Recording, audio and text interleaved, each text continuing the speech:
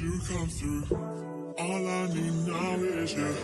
Got this fire in my soul. I can't wait to see you. When you hit that, I lose my gravity. Oh, I can't wait to see you. But God, I don't know how I should express. Don't know how to pray or what to say. Understand my mess. I'm crying cause I've got this pain growing inside my chest. I need to slow down, can you come down? I'm going too fast. Too fast, yeah. You give me love flowing in wonder.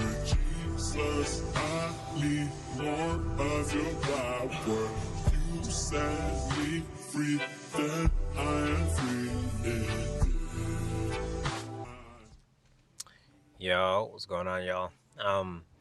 So I just turned 30 last week, and I'm always in a state of reflection, right? But I'd say on my birthdays specifically around that time, I just start to feel it, the week before or 2 weeks before, where I'm just like, ah, here we go, and my mind will just start going down like these tunnels, um, it's a mixture of the good, the bad, the ugly. Um, just questions, deep seated questions, existential questions, and um, just how much closer I've gotten to some of those questions. Because some of the questions will be the same, every year. But just seeing how much closer I got to a resolve around, I'd say, what I would be happy with as far as an answer to some of those questions. And um, I don't say that just from a subjective standpoint, but also objectively speaking as well too, right? In accordance to the Bible, just understanding my purpose, in alignment with God's will. But one thing that I will say that I've been reflecting on this year is obviously, I'm hitting my first decade of like actually being fully aware of the experiences that I'm going through and um, the trials and tribulations that I have traversed, right? Because high school is kind of like a blur, middle school is definitely a blur, elementary is like what, because you're like just coming into consciousness and self awareness as well too, when you're younger, and that continues to grow, and you're kind of hitting the rails, the railings of the road as you drive, and you're learning how to stay within the lines essentially, and that can be a mixture of things from experiences that you have, like dating experiences where you knew way less than what you know now. It could be also friendship experiences. Like for me, one of the big ones was as I was going from elementary to middle school and then middle school to high school. Predominantly that transition was wild because the elementary school I went to was also a middle school, right? K through eighth grade. It was like a private school, so we saw the same people for the most part every year. But then leaving that private school and going to a public school because I was tired of uniforms, um, put me in a whole different realm of like, whoa, there's so many different types of people out there. Like that's where I first saw cliques. I saw goths, I saw emos, I saw the hood black kids, I saw the preppy black kids, and I was like a mixture of all of that.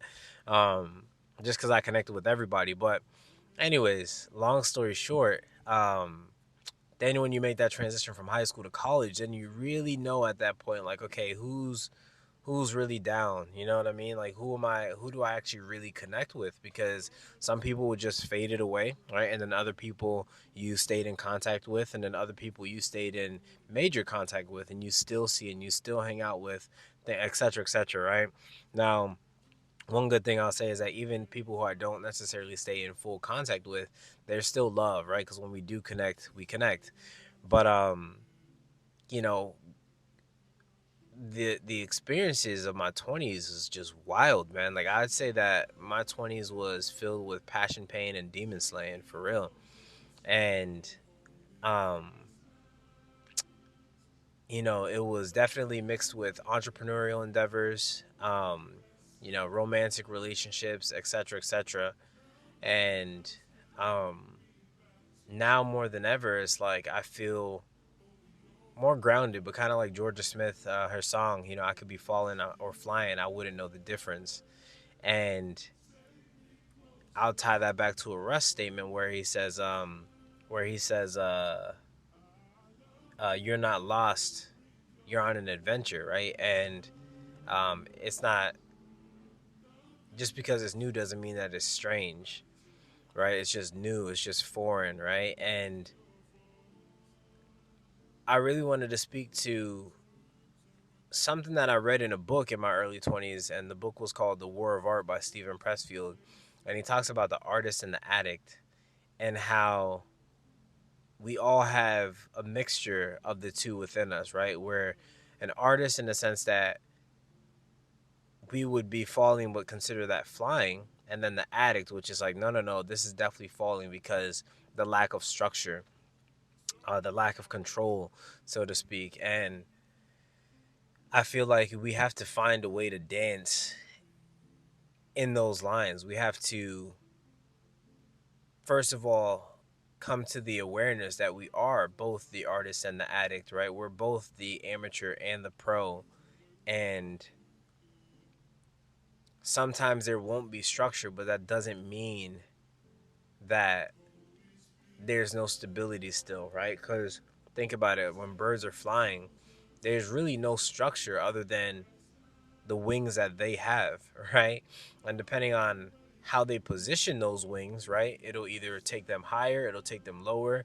Sometimes birds will get caught in like a wind tunnel where like you'll just see them kind of dip and come and catch wind again, but either way they're just dancing, and that's kind of how I'm really learning that life is, right? It's not good to have a super structured mentality where everything is legalistic and black and white, because then when you come across areas of gray, right, you won't have the faith to stand.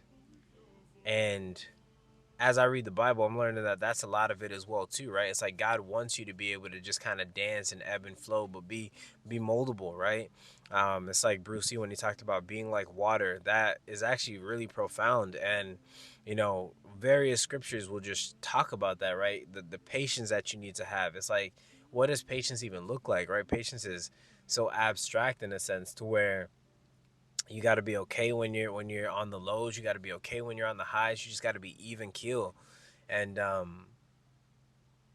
I'd say it's like, again, if you interrupt water, water is not necessarily in a rush to get back to stagnation. Water will just move the way that it's supposed to move in that time of disruption, right? But then in the time of stillness, water is very still to the point where it could look like glass. Then you have, also the other sides, right? The dualities of water, how it can be nourishment in one case, right? Or it can be complete chaos, right? It can grow a farm or it can destroy an entire landmass, right? So it's just very interesting because it's something that I've been reflecting on and realizing that in anything that we do, especially as an artist, if you're more on that artistic side, is that you can't over identify with what you do. And I was in a leadership arena, with Amway and Worldwide Dream Builders, and I think one of the there's a lot of things that I took from it that were good, but then there's also some things that I'd say, if you're exposed to an arena that is business focused and entrepreneurship focused and says it has a mentorship focus as well too, just be careful because it curated a mentality. They curated a mentality to where it's like, this isn't what we do, this is who we are, right? And I was in that arena for 9 years. So now not being in that arena and being on the other side of it is like, wow, okay. So I was conditioned to make that and my identity graft together. And now that I'm separate from it, it's like, again, that sense of falling or flying where it's like, well, okay, where do I fit? You know what I mean? Where do I belong? Because I attach my belonging to that arena, right? Which is what they would also talk about. So it's like, again, I don't know the levels of manipulation that they might have known that they were um, bestowing on people, but it's just such a dangerous doctrine um, to attach your identity to anything that you do, and really to anything that doesn't have the power to control not just where your body goes but where your soul goes, right? And I'm learning more and more to attach again my identity to who God says that I am.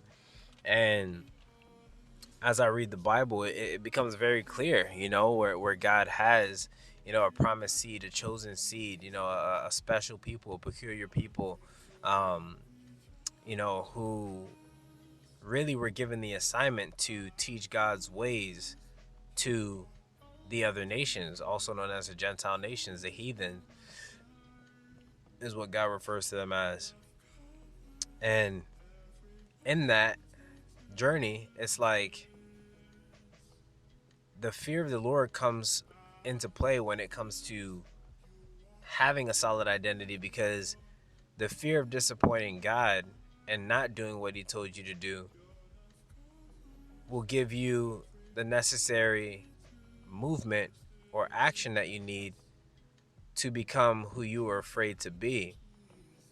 And just trusting and having the faith and knowing that, all right, I don't want to disappoint God. I don't want to be that guy that had the talents, right? And decided to not use them because he was ashamed of his talents and instead was cast into utter darkness, and then had his talent be given to the other gentleman who had 10 that multiplied his. And keeping it there, right? It's like, as long as I keep my focus on that and not being that other guy, but instead being the guy that God is proud of, then it allows me to do my creative work without having any attachment to it. And that detachment has been the hardest thing to recreate, because I had it at one point, but when I was exhausting myself in that arena and doing everything that I was taught and doing even more than what the people who were teaching me were doing, and just being told to keep going and keep moving forward even though I wasn't seeing any results from it. It's like that paid off, but I also paid a price with that as well too, because now it's like there's fear behind doing work that I'm not going to get rewarded for because I did that for 9 years. You know what I mean? So, yeah, it's just a very interesting space to be in, but it's it's weird cuz it's like as you get older, you almost feel like you're chasing the you that you once were, where you weren't worried about how you looked, you weren't worried about what you really said, you weren't worried about how things came across. Obviously, as you grow in maturity and you have discernment and you have, things like empathy, tact, timing, tone, you know that you have to have a level of awareness. I'm not saying go back to complete unawareness, but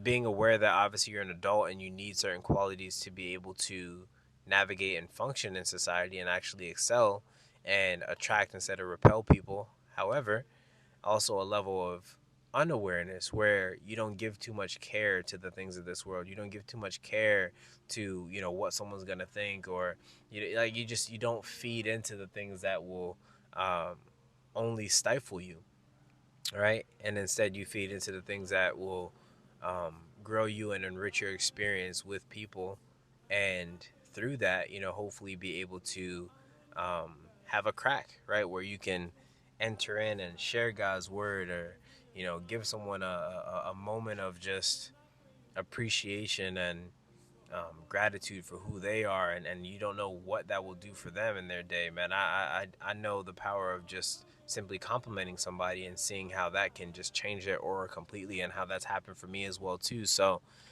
yeah, anyways, this is I'm getting used to even being okay with unstructured messages, and you know um not always being as coordinated and planned out. I'm not saying I'm the most organized guy, but um I've already had several thoughts of deleting this and starting over, because I kind of feel like I'm just venting in a sense, but I'm also learning that that's okay as well too. You know what I mean? It's like who am I to say that these organic thoughts, as I was just talking to God, and going through a dialogue with him, it's like who's to say that, like, why should I judge my own organic thoughts, that I'm getting out to the world? Um and again, like there's stories behind that as well too. Like I said, in my 20s, where it's just like you had a voice and then you start to lose your voice because you start to look for validation in other people to say that they can hear you or your voice sounds good, right? That's why I respect singers, because it's like they trust that they sound good and they just go and give it their all, and put their full emotion into their craft. And some people could say you sound terrible. I should say I appreciate all creatives, because in a sense you're going out on a limb. And from a creative to a creative, I see your bravery. I definitely see your bravery, man. And I think it's beautiful. And it's something that I learn from and take from daily. So, anyways, I won't delete this. I'll just drop it. Love you guys. I'll talk to you soon. Salute. So many times I didn't pray because I thought you wouldn't hear me.